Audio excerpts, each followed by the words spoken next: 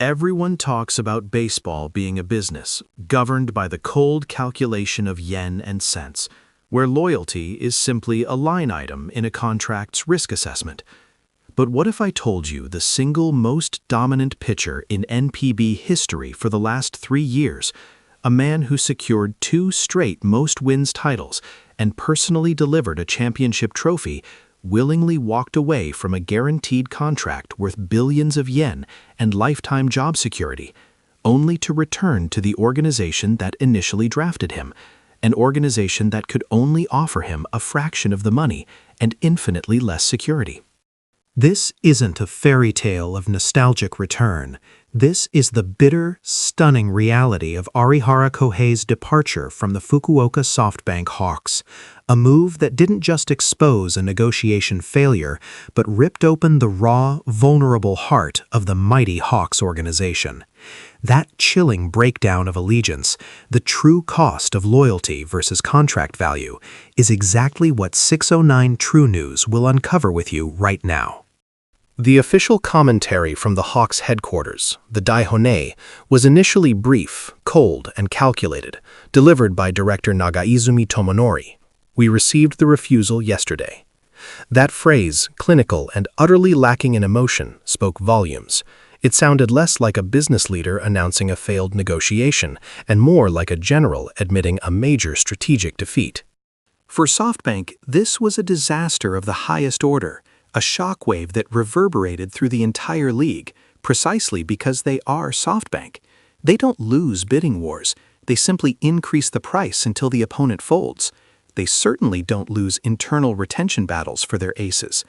Arihara was not just any pitcher. He was the cornerstone of their rotation, the very reason they celebrated last autumn. We're talking about a man who, during his 3 years in Fukuoka, clocked a staggering 40 wins, maintaining a sub-2.90 ERA in a pitcher-unfriendly park. Stats that put him in the same pantheon as Sugano and Tanaka during their peak NPB years. The data doesn't lie. When Arihara pitched, the Hawks won 75% of the time, a number that drastically drops to 55% with the rest of the rotation. Yet, he rejected them. This was less about money and more about a psychological divorce, argues veteran baseball journalist Mr. Ichiro M. The Hawks believe in a transactional relationship. We pay you excessively, you deliver excellence. End of story. Arihara, having tasted the posting system, having been through MLB, wanted something deeper. He felt the immense pressure of being the hired gun. He wasn't Hawks' DNA. He was a very expensive transplant. And transplants, eventually, can be rejected. This sentiment perfectly captures the internet chatter labeling him the Black Santa, the pitcher who delivered the glorious championship gift on Christmas Day, only to reclaim the joy and the trophy immediately afterward by leaving. Now, let us confront the inevitable counter-argument, the cold, cynical perspective voiced loudly in the taverns of Hakata. Arihara is simply foolish. He used the Hawks to showcase his recovery from the MLB stint, boosted his numbers, and is now running home to comfort, sacrificing 500 to 600 million yen annually in the process.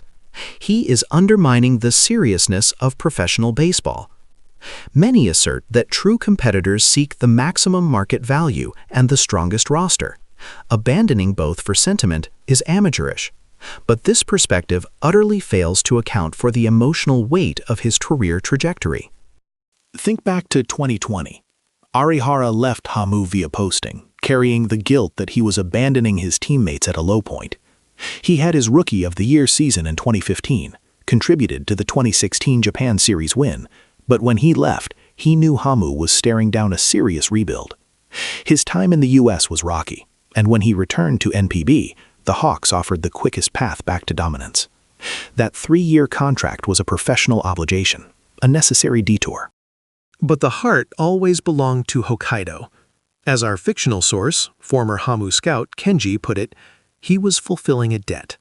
The moment he won the title for SoftBank, the debt was paid in full. The next move had to be personal, not professional. He looked at the fighters and saw his childhood room, slightly messy, needing repair. He looked at SoftBank and saw an immaculate 5-star hotel suite. He chose home.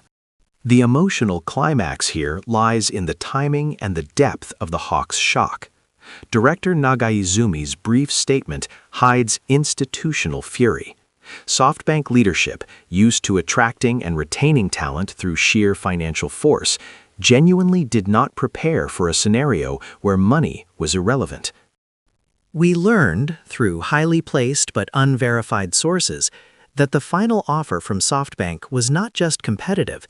It included clauses granting Arihara unusual influence over his personal training regimen and travel schedule, accommodations rarely given to any player not named Darvish or Ohtani. Yet the rejection came swiftly and definitively. The real twist, the deeply embedded conflict that sealed his exit, was revealed in the subtle shifts within the organization. While the negotiations were ongoing, the Hawks began integrating new, younger pitching coaches, ostensibly as preparation for the future. For Arihara, who relied heavily on his established relationship with a specific veteran trainer, this wasn't future planning. It was a subtle message that his input was becoming less critical, that the system was already moving past him. It made his tenure feel intensely transactional. He realized that even with billions, he would always be a highly paid cog, not the spiritual leader he yearned to be. His return to the Fighters is not just a signing, it's a mission. He steps into an environment desperate for stable veteran leadership and a winning culture.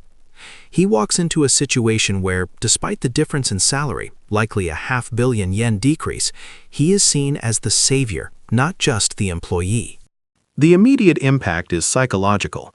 It validates the direction of manager Shinjo and instantly elevates the morale of Hamu's young core.